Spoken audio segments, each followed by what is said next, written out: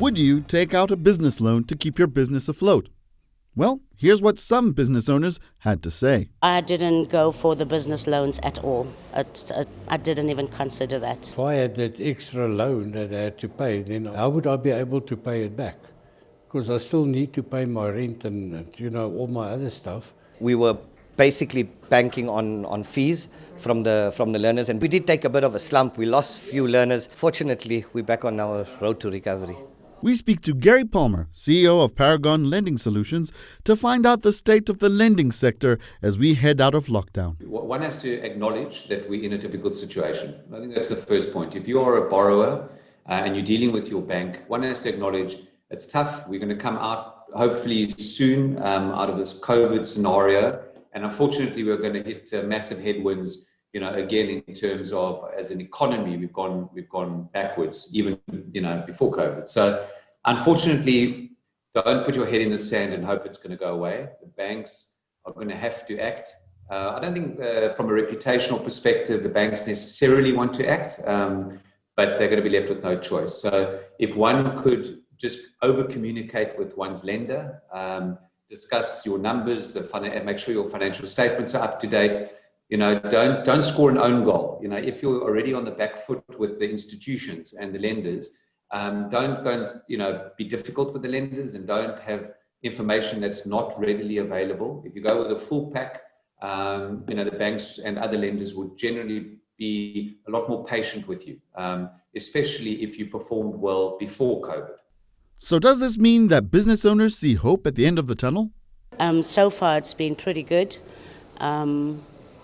So yes, I do feel somehow it's a little bit better than before. I think it's a case of time, but I also think that it will take a while because people are still wary.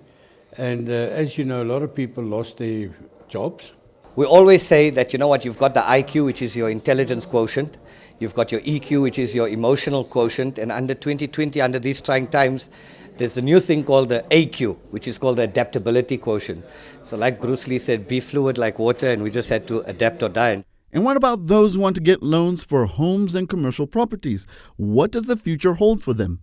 Interestingly, if one has to look at the positives, the one area of huge growth recently has been in the residential market. Interest rates are, I don't think they've been this low for 40 years at prime at 7%.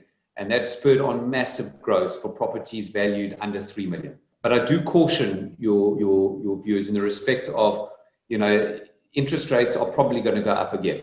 And it's mainly as a result of government charges. So municipals, when you own a property, municipal charges, the charge for electricity and the charge for water. I mean, I think the increase in the cost of water since 2010 has gone up, the cost has gone up 213%.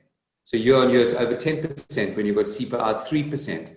So unfortunately, as South Africans, I think we're going to, be penalized with a higher interest rate, mainly as a result, not of our spending, but it's as a result of government charges like water and electricity. So I think that's going to hurt us. So just in terms of your viewers, you may think it's a good time to buy, and it could be because prices have deflated. But I would stress doing forecasts and say, what happens if I own my own property? What happens if interest rates go up by another 1%? Can I afford it? What happens if my municipal charges continue to increase at this level? Can I afford it? And the most important thing that people who've moved from a rental unit to owning their own property is the cost of maintenance. People don't, something breaks in your house when you're renting, you phone the landlord and the landlord will come and fix it. When it's your own house, you have to make a provision in terms of your earnings to pay for maintenance of your own property. So yes, good time to buy. The interest rates are low. In commercial property, absolutely. So I think even though banks and other lenders are conservative, I think you can buy properties. Some of them at yields of 10, 11%, where cost of borrowing is at 7%. So I think it is good, but you need to do your homework before you just go out there and buy.